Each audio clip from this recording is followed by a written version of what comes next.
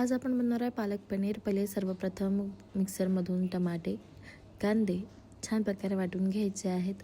वापसाचा अद्रक, लसूण, मिरचीचा पेस्ट वाटून घ्यायचा आहे. पालक धुवून छान त्याचा पेस्ट करून घ्यायचा आहे. कढई ठेवायची. कढईमध्ये तेल तापलं की जिरं मोहरीची फोडणी, हिंग, त्याच्यामध्ये मटर टाकायचे आहेत थोडे, जर का तुम्हाला आवडत असेल तर, आणि सोबतच अद्रक लसणाची पेस्ट आपण जे तयार केलेली ती टाकायची आहे. हळद, तिखट मिक्स करून घ्यायचं आहे, परतून घ्यायचं आहे छानपैकी. त्याच्यामध्येच कांद्याची आपण जी पेस्ट केलेली आहे ती टाकायची. छान वापस एकदा परतवून घ्यायचं आहे.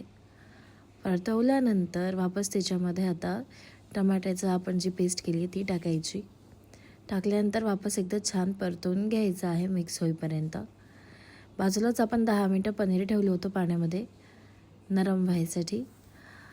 वापस परतून घेतल्यानंतर त्याच्यामध्ये पालकाची पेस्ट टाकायची आहे जी आपण तयार करून घेतली होती. पेस्ट टाकल्यानंतर वापस एकदा छान प्रकारे एकदा परतवून घ्यायचं आहे. सगळीकडून मिक्स झालं पाहिजे असं प्रॉपर.